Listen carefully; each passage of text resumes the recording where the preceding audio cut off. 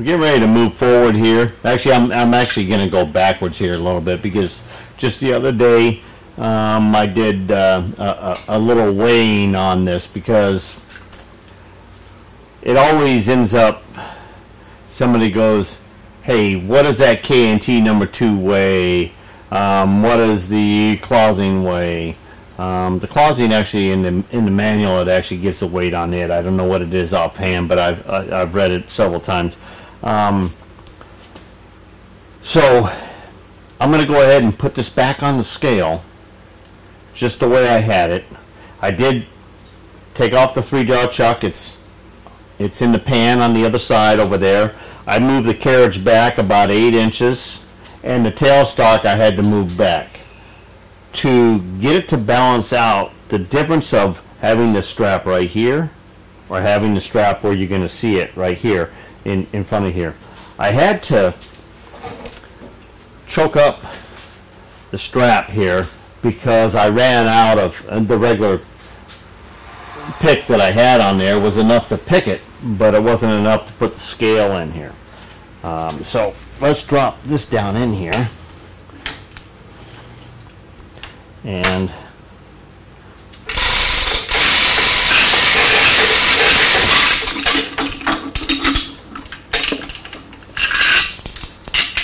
okay, I got to go around on the other side here.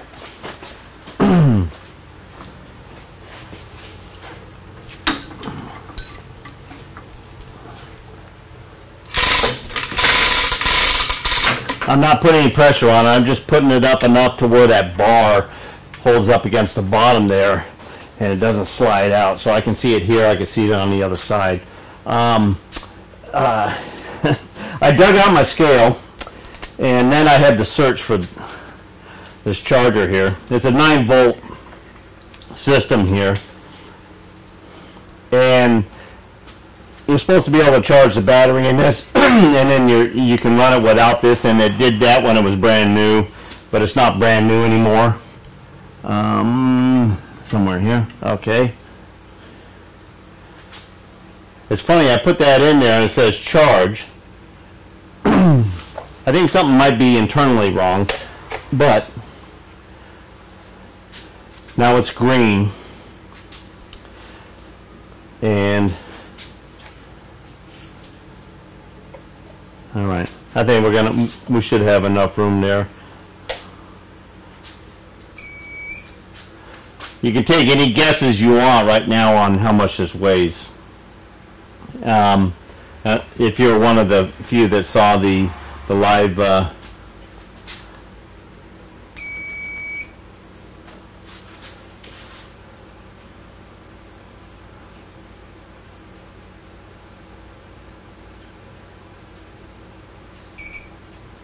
okay, we're zeroed out, and now I'm going to go ahead and bring up some pressure here.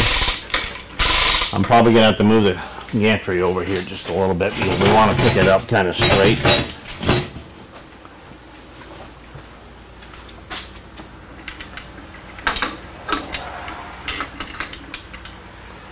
Keep it facing this way here. Okay, I'm going to get on the other side. I know that this took or takes just a little bit more effort than lifting the K&T. This gantry can lift the K&T.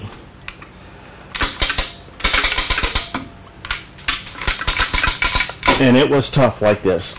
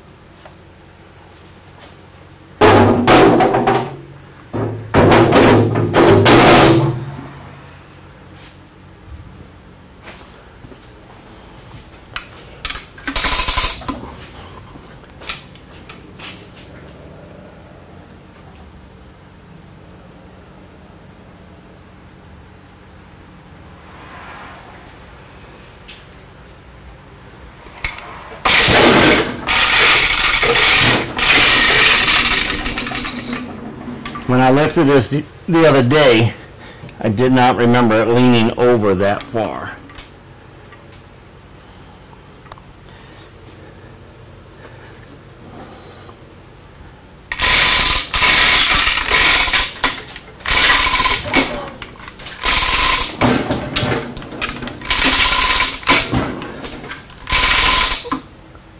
Okay, that much difference of the strap being on this side of that opening and that side makes a difference.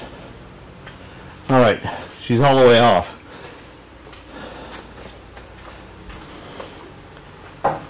How many guessed 3,300 or 3,350?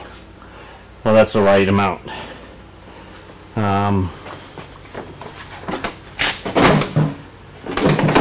I'm just making sure nothing is touching it. But I am off the ground.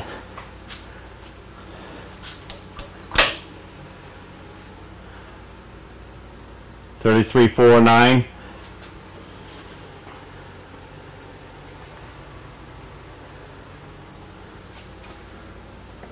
Pretty sure I have everything on there that was on there before.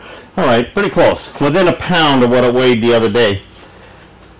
All right, so that answers the question. But you look at it, we're over 1.5 tons.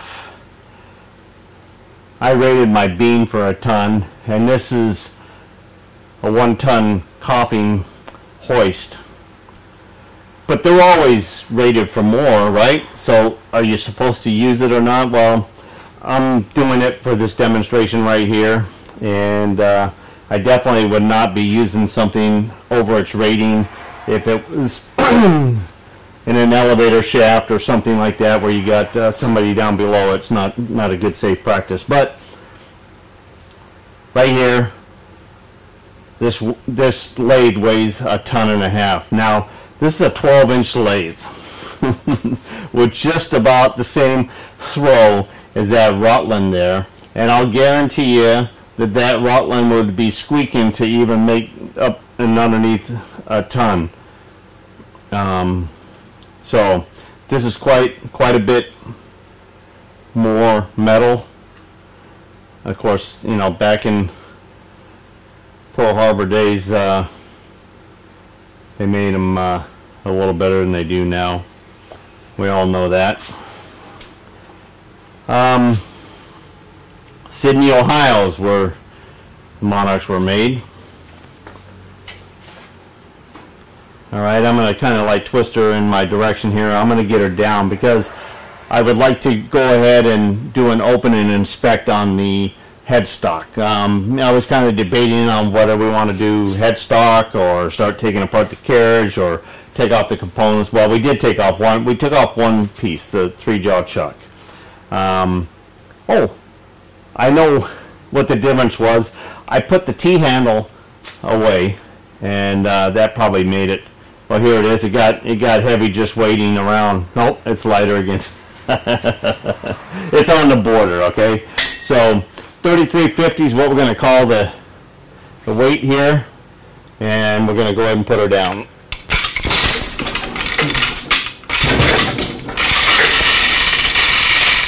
She has no problem wanting to get down. Alright, and it's close enough to being where I'm going to work on her, and I can always pick her up and move her around as well.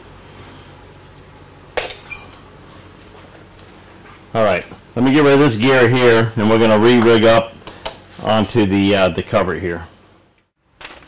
I went on Keith Rucker's site to find more information on this lathe and this model itself, and this is actually a 12-inch CK. It's got a 14.5-inch swing, but it is considered a 12-inch, and of course 1941 is when it was made. Model C tool-room lathes back in the day, you could buy this here for $3,100. Now, it doesn't sound like much now, but that was a lot in 1941, because actually in 1975 I wanted a Datsun mini truck, and it was $1,500. And $1,500 might as well have been $1 million when I was in high school. So it's all relative to, you know, time in the air that you're shopping for such items here. And actually, for an additional 20, that once you had that $3,100 of cost, for every 24 inches you wanted to add to the bed of the lathe, it only cost you $103, it looks like, or maybe $108. I can't, it's hard to read, but $108 or $103 per every 2 foot you want to add onto the lathe. Wouldn't that be nice? Wouldn't that be nice? Oh well. Just a little bit of reading that I come across, and I thought it was pretty interesting. All right, so we're going to zoom in here, and let's see if we can do that here. Yeah, we can do it here. All right. First thing I'm going to do is dig in. Anytime you're working on Allen screws and stuff like that that are going down vertically on the top of something where dust and oil and stuff like that all settle.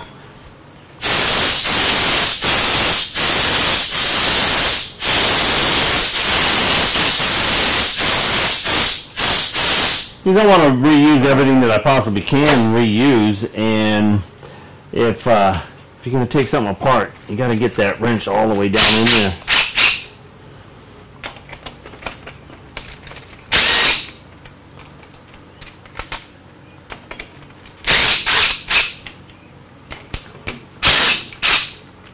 When you're taking apart something, you always wonder, when was the last time this was ever removed? That's kind of cool. And there's actually a little screen strainer in here too.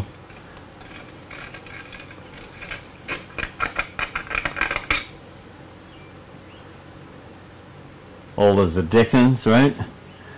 Well, can't see too much in there. All right, back to what we were doing. When you take apart something, you got to be looking anywhere and everywhere. All right. Now I'm going to have to go get a strap, and then I'm going to rig on here. I think these are stout enough there, and probably just this one here, but I'll make up something here. And I'm going to get another camera looking down in here as well, so that we can get the bird's eye view of what this looks like in here.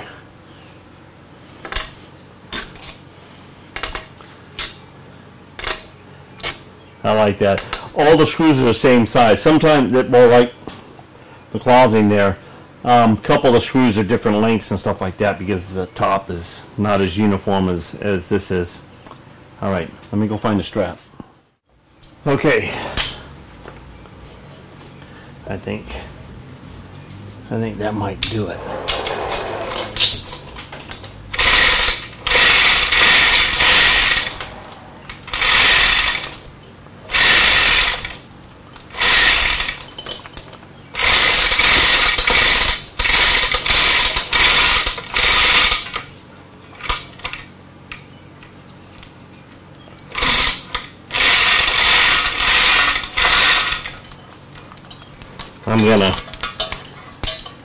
I'm gonna twist the shackle in here so that it doesn't slide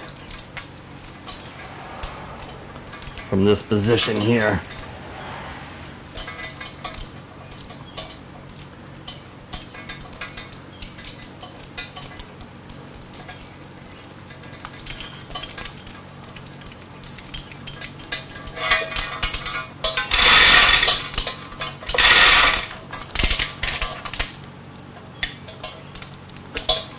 There we go.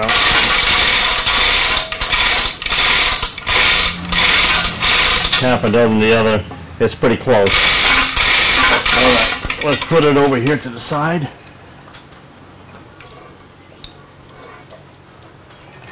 All the way out of the way.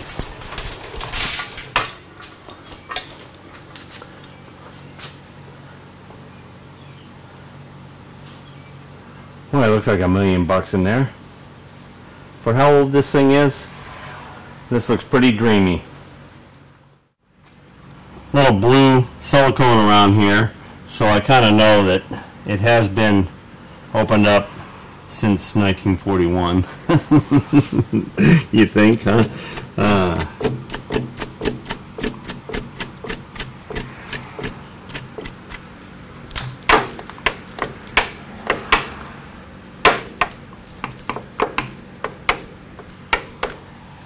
I'm gonna have to undo the back here so I can roll the belt over, and I can do some shifting on this thing here.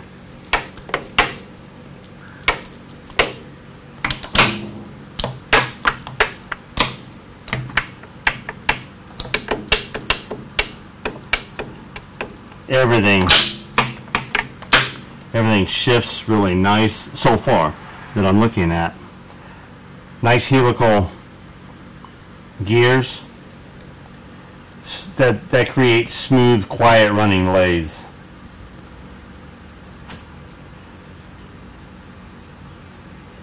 Pretty darn neat.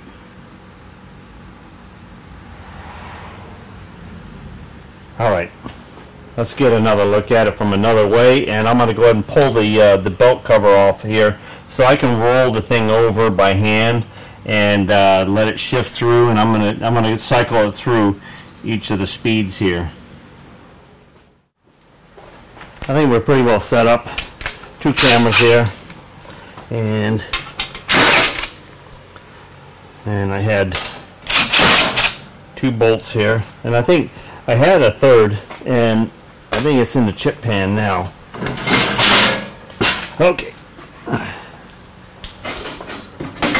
We just take the back off of here so that we can reach in and grab these belts.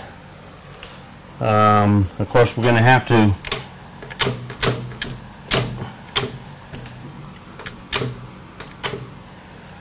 engage it.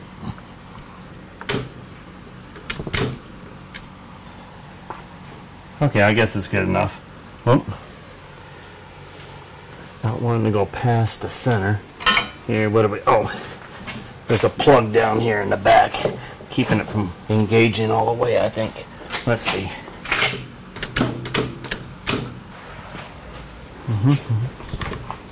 Okay, all right. Just had to go past center on the clutch.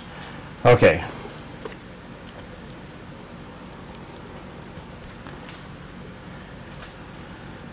Well, that oil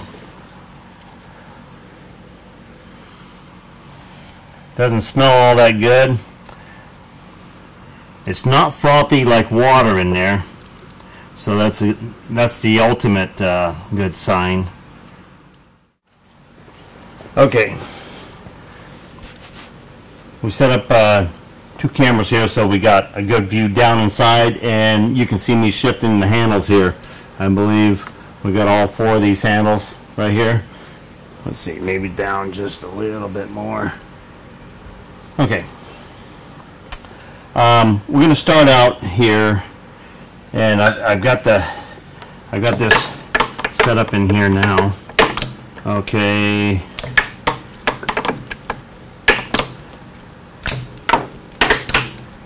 All right, these stay this for all 4 of these gears here now, and all right, this is the lowest gear. This would be 13, and it seems to be carrying the spindle. Let's go down to 17. Would be this one out. There we go.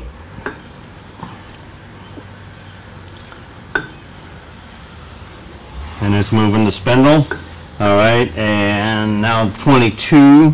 So we bring this one back to here, and then bring this one. There we go.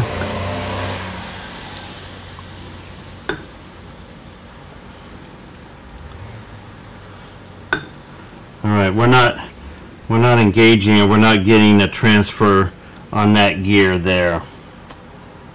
Alright, so then we bring this one back to here, and we're not getting it there. So we're getting a slip on this back gear here, or the gear that this is connected to. Well, that's connected to that back one, and that should be shifting that over as well. Alright, so we know that we got one of these gears are failing to pick up here.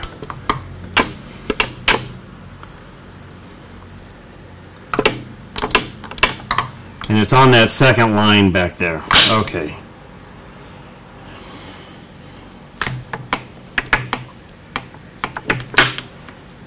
Whatever we're running on this one, this back gear back there, that's the dead gear. And it doesn't, if you're trying to go through it this way, or if you're trying to go through it that way there, it's dead. Now I did get it to run through each one, but it might have just been enough force. I wasn't really spinning anything. I was just running through it, and I was making sure I didn't hear any grinding. So I just, it's got to be a cog face or something right there. I mean, it's pretty simple, straightforward. Okay, let's just make sure everything on this other big end here is working. There we go. Yep. And there we go. Alright. And then there we go. That'll be in your highest range right there, right? Yep. Highest range.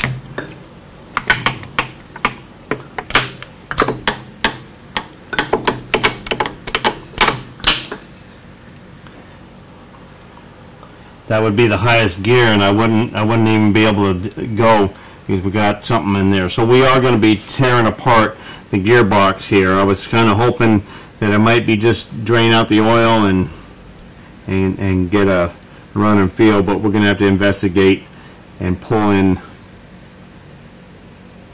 out some gears here.